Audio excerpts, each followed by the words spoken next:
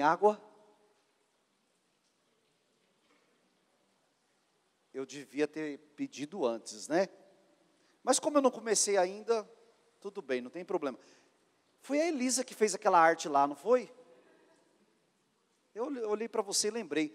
Foi a Elisa. Tá? Eu lembro que vocês dois estavam aí, e ela falou ali, não, eu vou fazer. E fez e ficou bonito. A igreja aprovou, tá certo? Tá bem legal. Você vai abrir a sua Bíblia lá em Jeremias 7. Ô Sueli, conseguiu, hein? Conseguiu ajeitar os slides aí, deu trabalho, né? Deu trabalho para você, aliás, dei trabalho para você.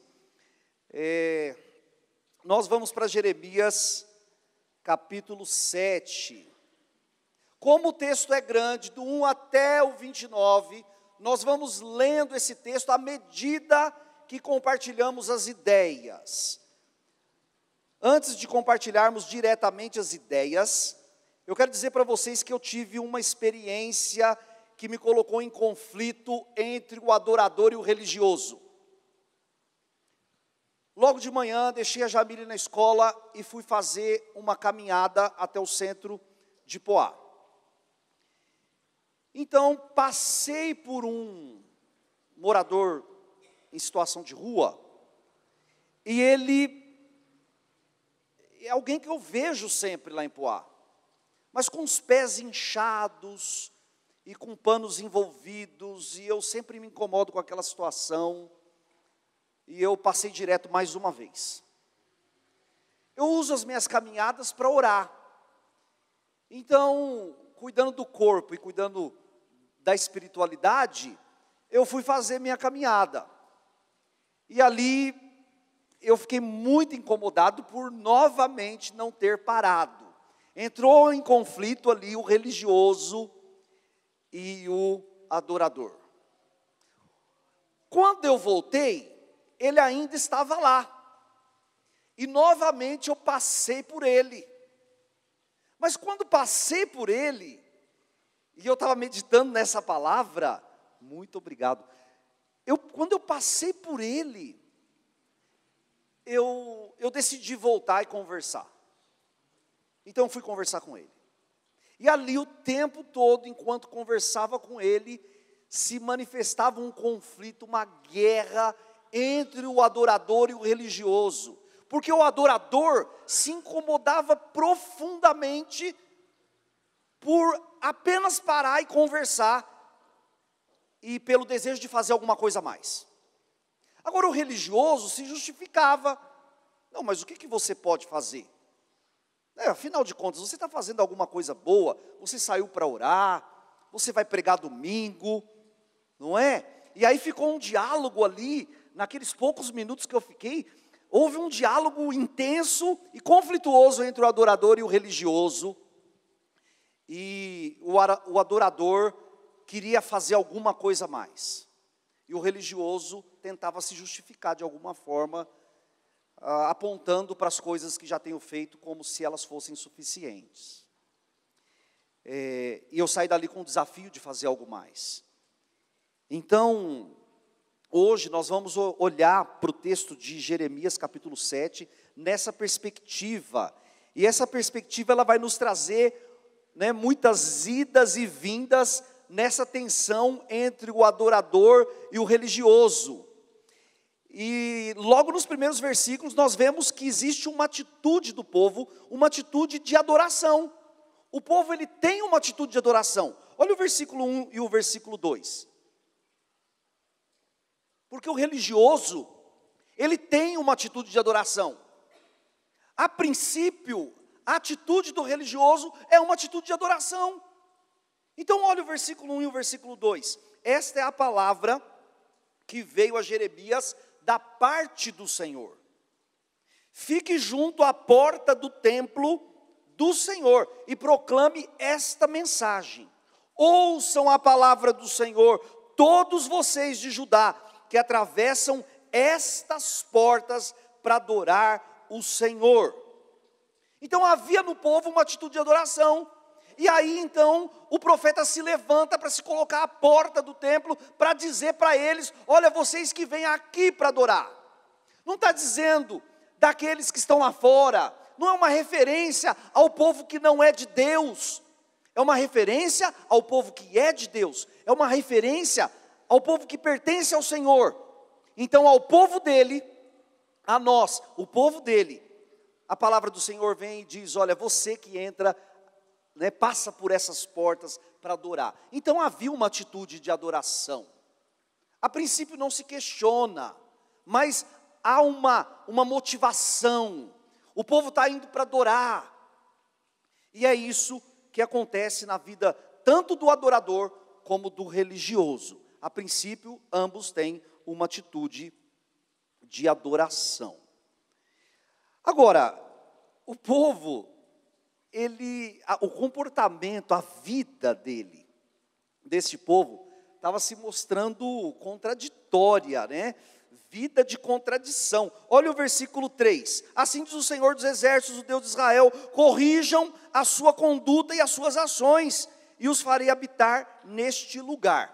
Pula para o 5 e o 6. Mas se vocês realmente corrigirem a sua conduta e as suas ações, e se de fato tratarem uns aos outros com justiça, e não oprimirem o estrangeiro, o órfão e a viúva, e não derramarem sangue inocente neste lugar, e se vocês não seguirem outros deuses para a sua própria ruína, pula para o versículo 9 a 11. Vocês pensam que podem roubar e matar, cometer adultério e jurar falsamente, queimar incenso a Baal e seguir outros deuses que vocês não conheceram, e depois vir e permanecer perante mim neste templo que leva o meu nome, e dizer: estamos seguros para continuar com todas essas práticas repugnantes? Este templo que leva o meu nome tornou-se para vocês um covil de ladrões? Cuidado, eu mesmo estou vendo isso, declara o Senhor. Então havia uma vida de contradição. O povo vinha para o templo, o povo tinha uma atitude de adoração, mas em casa, ou melhor, no seu dia a dia, eles praticavam adultério, eles roubavam, eles derramavam sangue, enfim, agiam de uma forma como se não fossem adoradores de verdade. E não estavam sendo na prática, eram chamados para adoração, iam para adoração, mas a vida lá fora, a vida do povo que é de Deus, estava contradizendo aquilo que eles criam.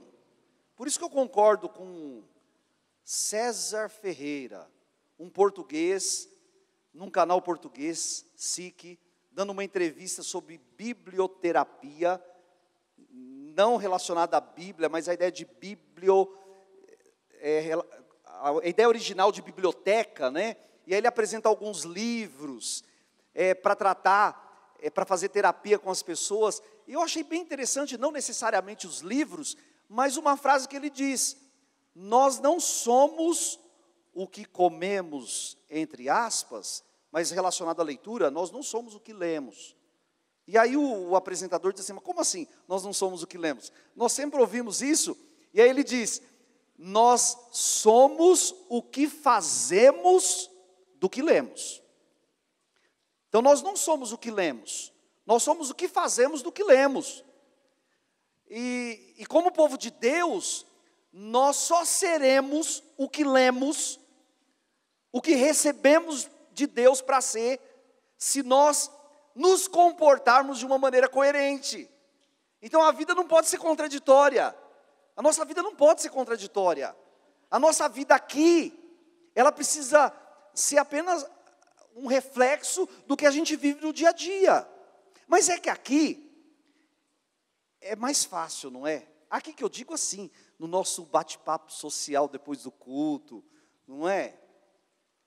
E uma coisa que me ajuda muito é quando eu olho para minha esposa, eu entendo que ela também é minha irmã em Cristo. Quando eu olho para os meus filhos, eu entendo que eles também são meus irmãos em Cristo. Então como é que eu trato uma irmã em Cristo? Como é que eu trato irmãos em Cristo? Não é? Você tem alguns cuidados. E aí quando chega em casa, nós estamos em casa, então nós abaixamos a guarda.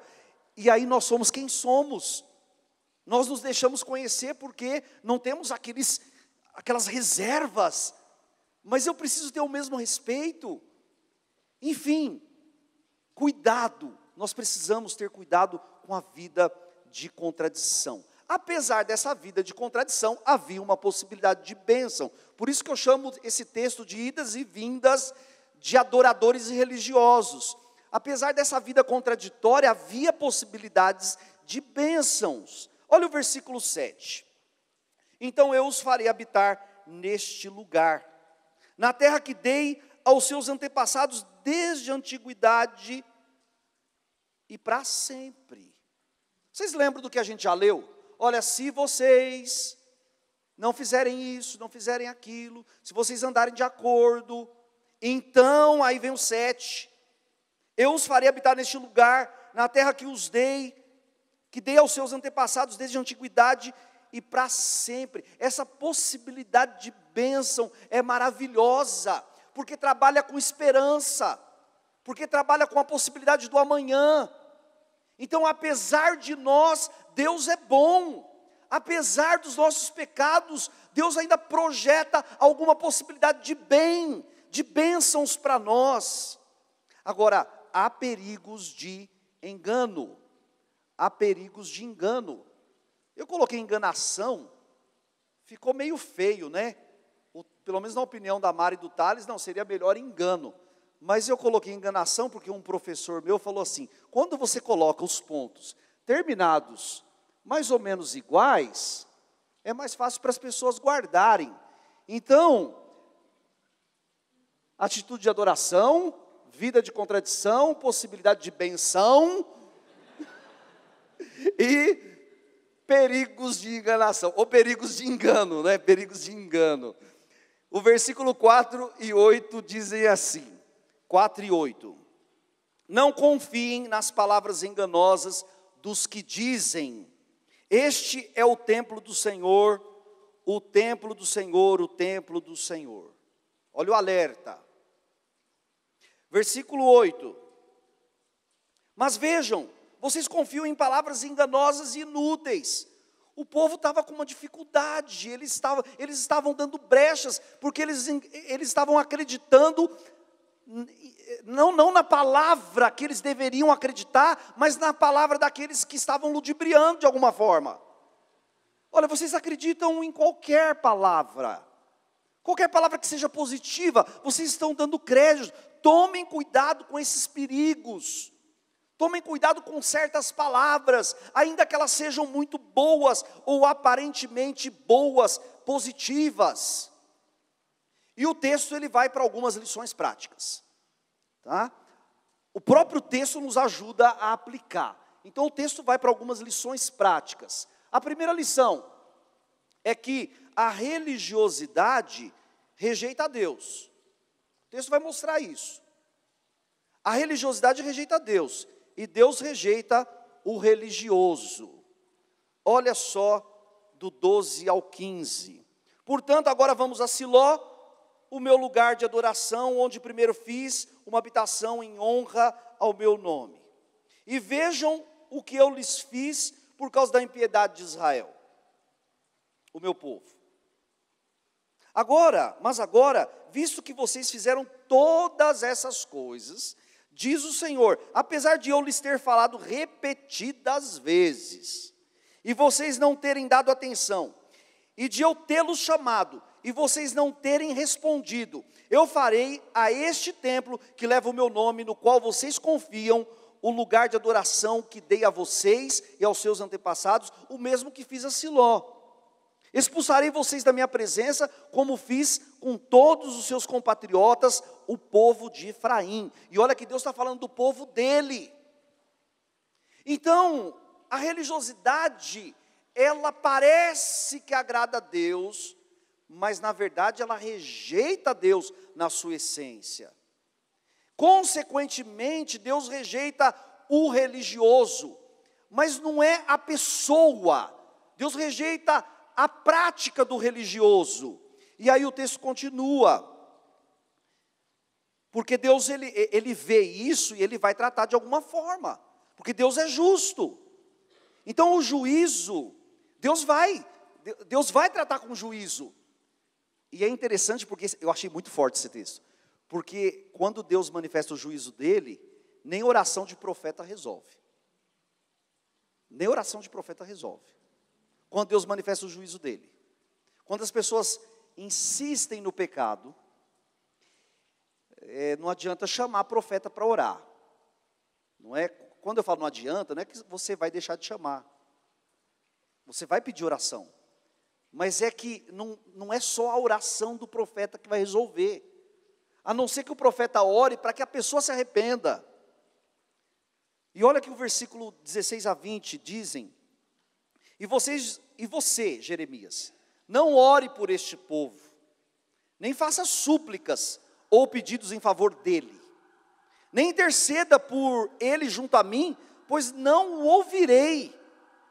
Não vê o que estão fazendo nas cidades de Judá e nas ruas de Jerusalém? Os filhos ajuntam a lenha, os pais acendem um fogo, e as mulheres preparam a massa e fazem bolos para a rainha dos céus. Além disso, derramam ofertas a outros deuses para provocarem a minha ira. Mas será que é a mim que eles estão provocando? Pergunta o Senhor. Não é a si mesmos para a sua própria vergonha? Portanto, assim diz o soberano Senhor: a minha ardente ira será derramada sobre este lugar, sobre os homens, os animais e as árvores do campo, como também sobre o produto do solo. Ela arderá como fogo e não poderá ser extinta. Nesse ponto aqui a gente tem que ter um pouco de cuidado, porque quando eu digo ali que quando Deus manifesta o juízo dele como consequência, nem oração de profeta resolve, precisamos entender isso bem, porque senão nós caímos numa linha perigosa de dizer que nem Deus resolve certas coisas, e de que Deus não pode resolver certas coisas, porque os homens escolheram os seus próprios caminhos. E aí eu anulo a possibilidade de um milagre, a possibilidade de uma graça transformadora no meio do caminho. Não é isso que eu estou dizendo. É que mesmo o profeta, ele precisa saber orar. Não é? Tem situação que chega para nós, que nós vamos orar, e nós não vamos orar para que a pessoa simplesmente seja abençoada. Nós vamos orar para que as pessoas cheguem ao arrependimento. Porque as situações que tão claramente as pessoas só serão abençoadas, elas só serão alcançadas se elas chegarem ao arrependimento. E aí nós precisamos orar: Senhor, transforma. Senhor, tem misericórdia, converta, né? Muda o comportamento. E aí nós temos que orar por aí, porque não adianta simplesmente ficar pedindo para Deus abençoar. Nós precisamos orar para que Deus tenha misericórdia e transforme. E aí, como o juízo de Deus, ele acontece, aliás, por que o juízo de Deus acontece? O texto responde: o juízo de Deus acontece porque existe um problema essencial. O juízo de Deus acontece porque existe desobediência. O problema essencial, o que está acontecendo aqui, é desobediência. Então o problema está mais atrás, antes de virmos para o templo. Então o problema está mais em casa, o problema está mais nos nossos negócios, o problema está mais nas nossas relações e nos nossos relacionamentos. Então o problema não está necessariamente no templo e no momento da adoração. O problema vem antes, é mais velho. O problema é a desobediência. E o texto mostra que o povo está vivendo em desobediência. Olha do 21 ao 28.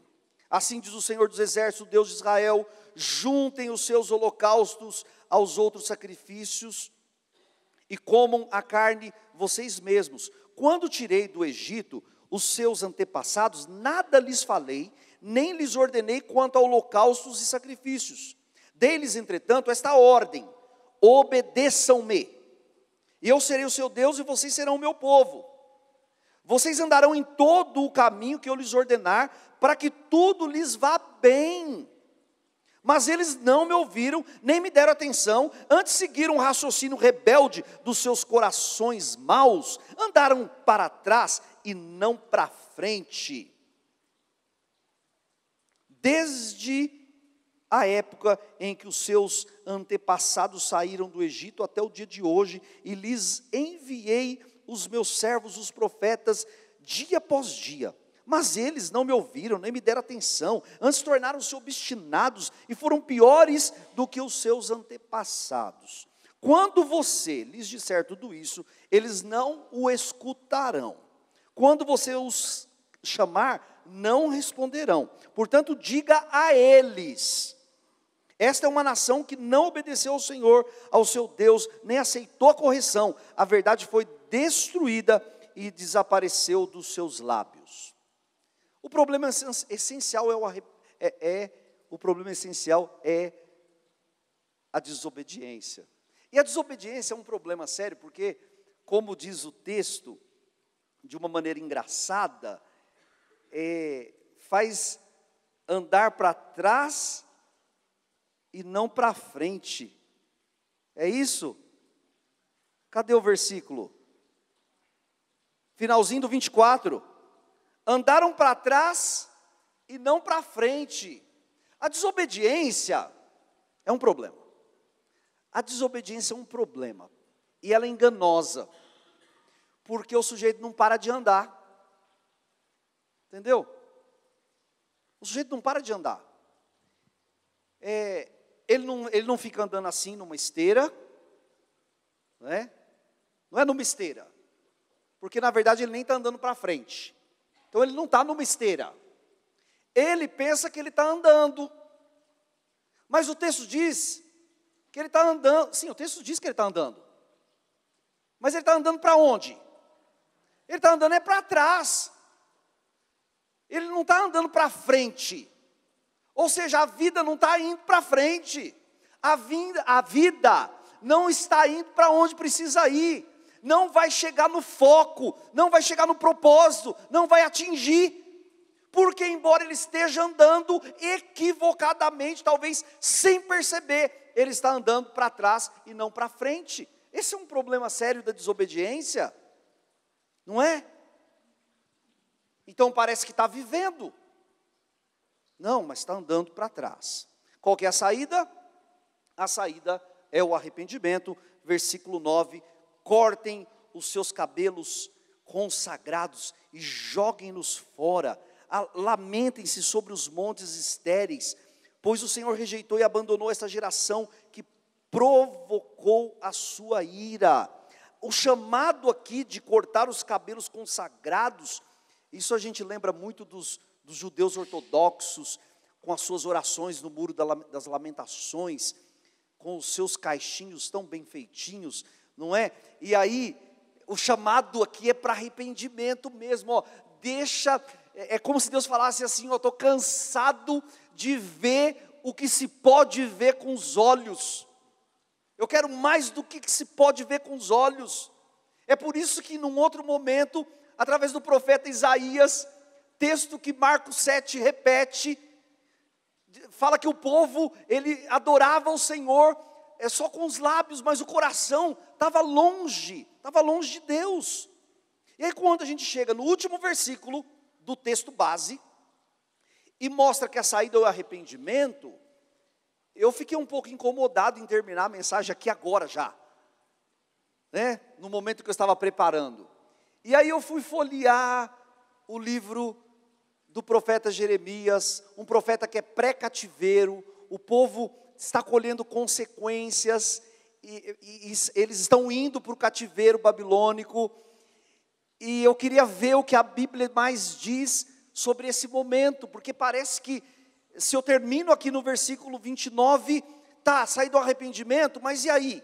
Qual é a palavra de esperança? Existe uma palavra de esperança, e eu só cito, e a gente termina com essa palavra de esperança, porque talvez você esteja pensando em alguém que você ama. Talvez você esteja pensando em você mesmo, numa situação de conflito sério entre o religioso e o adorador.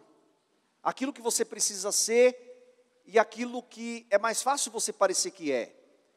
Então, talvez você esteja vivendo um conflito mais sério, não daquilo que você quer parecer, mas uma coisa mais essencial, alguma coisa assim, puxa, eu estou lutando tanto com isso, mas eu tenho tido fraquezas, eu tenho repetido erros, Eu tenho lutado e está complicado vencer algumas coisas. Então eu gostaria de deixar uma palavra de esperança. A gente sabe que o caminho é o arrependimento, mas é interessante porque mesmo enquanto o povo não se arrependeu, existe uma palavra de esperança. Mesmo enquanto eu estou vendo parentes meus que não se arrependeram, eu posso ter esperança. Porque minha esperança não está neles. A minha esperança não está neles. Eu estou olhando para eles e eu estou vendo que eles estão andando para trás. Mas quando eu olho para a palavra do Senhor, eu posso ter esperança na palavra do Senhor, em favor ou a favor deles. Nós sabemos que o caminho é o arrependimento, mas olha que palavra de esperança. Palavra de esperança, alguns versículos durante o livro, palavras de esperança. Não ouçam o que os profetas estão profetizando para vocês. Eles os enchem de falsas esperanças. Aqui o texto começa colocando a esperança no lugar certo, não é? Vamos colocar a esperança no lugar certo, ou na palavra certa. E aí, nós temos mais uma palavra de esperança. Sujeitem-se ao rei da Babilônia e viverão. Puxa, mas que palavra de esperança é essa? Sujeitem-se ao rei da Babilônia? Sim, existe. O que eu vejo nesse texto é que apesar da sujeição ao rei da Babilônia, apesar deles estarem sendo levados cativos, a vida deles seria poupada. E quando a vida das pessoas que nós amamos são poupadas, dia após dia, semana a semana, mês a mês, isso nos traz muita esperança. E aí, nós temos um desafio de esperança, que busquem a prosperidade. A gente está nesse contexto do povo indo para o cativeiro na Babilônia. Busquem a prosperidade da cidade para a qual os deportei e orem ao Senhor em favor dela. Não está falando em favor de Jerusalém, não, em favor da Babilônia, porque a prosperidade de vocês depende da prosperidade dela. E aí, o versículo 11, 29:11, vai dizer mais uma palavra de esperança, porque sou eu que conheço os planos que tenho para vocês, diz o Senhor. Planos de fazê-los prosperar, e não de lhes causar dano. Planos de dar-lhes esperança e um futuro. Planos de dar-lhes esperança e um futuro. Como é bom para a gente ouvir isso, né, amor? Estamos indo para Portugal, a gente pode entender que Deus, Ele tem planos de nos dar um futuro. Naquilo que nos propomos, dentro da vontade dEle. Você pode pensar assim, ainda há esperança, porque o Senhor resgatou Jacó e o libertou das mãos do que é mais forte do que ele. Gente, isso é maravilhoso. O que é mais forte do que nós? O que é mais forte do que as pessoas que nós amamos? Do mesmo jeito que o nosso Deus fez com Jacó, por que Ele não pode fazer com as pessoas que eu amo? Por que Ele não pode fazer com as pessoas que você ama? Nós oramos e nós intercedemos, então nós precisamos ter a nossa esperança renovada. O Senhor resgatou a Jacó e o libertou das mãos de quem? Daquele que é mais forte do que ele, do que o próprio Jacó. Então o Senhor pode nos libertar, ou melhor, libertar aqueles que nós amamos das mãos daquele que é mais forte do que aqueles que nós amamos. Mais palavra de esperança nesse livro: contém o seu choro e as suas lágrimas, pois o seu sofrimento será recompensado. Ainda há esperança. Cada vez que eu falo sobre Efraim, mais intensamente eu me lembro dele. Por isso, com Ansiedade o tenho em meu coração. É o Senhor que está dizendo do seu povo. Quando quando eu me lembro de Efraim, cada vez que eu falo de Efraim, mais intensamente eu me lembro dele. Por isso, com ansiedade, o tenho em meu coração. Tenho por ele grande compaixão. Tenho por ele grande compaixão, declara o Senhor. Ainda há esperança, porque o Senhor diz: eu sou o Senhor, o Deus de toda a humanidade. Há alguma coisa difícil demais para mim? Gente, é Deus que está perguntando: tem alguma coisa difícil demais para mim? Tem alguma coisa difícil demais para mim? Diz o Senhor. Existe alguma coisa demais, difícil demais para Deus? E às vezes nós achamos as coisas tão monstruosas, tão enormes, tão gigantes, e elas são mesmo. Não vamos diminuir a realidade da vida. Às vezes as coisas elas vêm sobre nós de uma maneira assim, gigantesca, e se comparado às nossas forças, são verdadeiros monstros que se levantam montanhas contra nós. Mas aí quando eu olho para um texto desse, quando eu ouço Deus dizendo: eu sou o Senhor, o Deus de toda a humanidade, há alguma coisa difícil demais para mim? Tem alguma coisa difícil demais para Deus? Tem alguma coisa difícil demais para Ele? Alguma coisa que você está passando é difícil demais para Deus? Deus não pode intervir? Nós precisamos renovar nossa esperança no Senhor. Não é que Ele tem, mas Ele pode. Não é que Ele é obrigado, mas Ele pode. E a última referência para nós orarmos, e é o que a gente vai fazer: ainda há esperança, porque o Senhor diz: clame a mim, e eu o responderei, e eu responderei. Clame a mim, e eu responderei.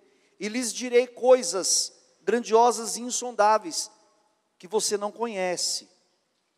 Então, o meu desejo nessa noite, é que nós saiamos daqui com uma palavra de esperança, apesar de nós, e apesar das circunstâncias.